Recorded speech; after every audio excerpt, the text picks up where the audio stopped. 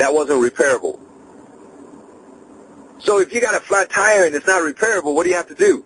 You have to buy another tire. Right? Most people will tell you if you're going to buy a tire, it's probably better if you just buy them in pairs. Right? So they have even wear, right? That sort of thing, right? Buy them in pairs, right? How much does a pair of tires cost? I can tell you for a fact, because I just recently had a tread on my rear tire just blow off the tire. And I kind of, squeaked into Costco, which was nearby, and got myself a couple of tires, right? Spent, about $225 or so is what it cost me for a couple of tires, right? Was that planned? No, it wasn't planned. I wasn't planning on that, right? So that means I just had to find $225 to spend on 2 tires that I wasn't planning on spending on 2 tires. So that's money that now I'm taking away from other things, possibly in saving the money, right? Okay? So now what else? How many of you have washing machines and dryers that's broken on you in the past? Was that planned? No. Costs money, doesn't it? And that money comes from what? Takes away from what? Your savings, right? Okay?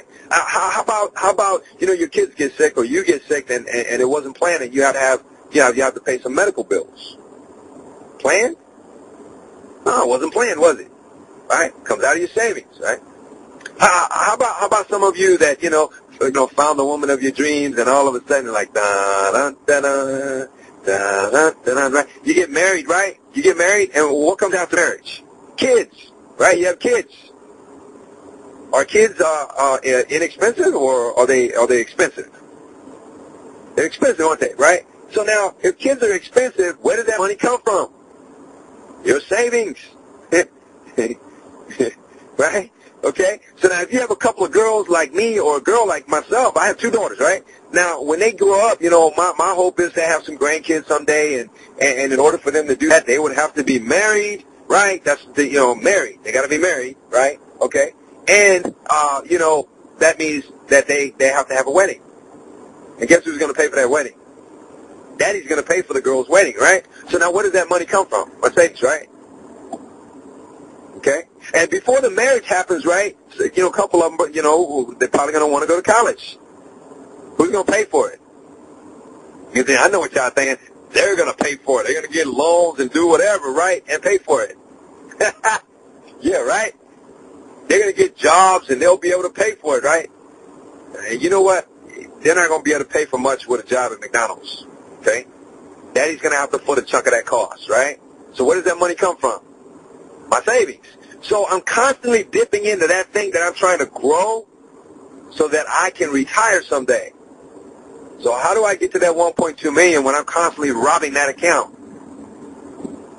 Can't get there, right? So that's another challenge, okay? So first off, you're probably not making enough money to put it away. And number 2, right, because life issues keep cropping up, you're constantly robbing that account to be able to pay for those life issues.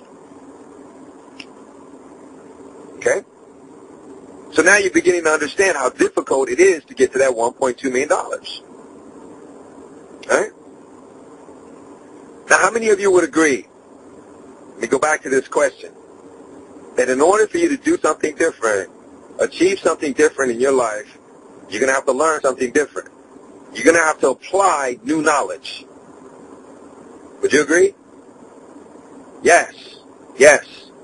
Okay? Well, if you got a 95%, according to the government, people that pursue retirement this way, leveraging their money, and this is their only way that they pursue retirement, okay? They got a 95% failure rate to 65. That means they're going to end up in one of 2 conditions. They're either going to be dead or dead broke. My question to you is this. Is that acceptable? And if it's not, don't you think you probably ought to do something different in addition to what you do right now? Okay?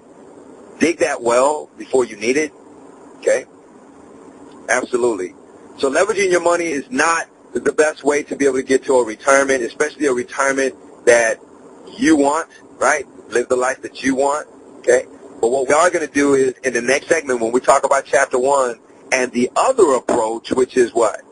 Leveraging your time by building a business that allows you to multiply your time, okay? That's the alternative. We're going to talk about that in chapter 1. So that's the next segment, and I look forward to that discussion. This is TJ for the Own Your Life Network. Thank you, and we'll see you guys later.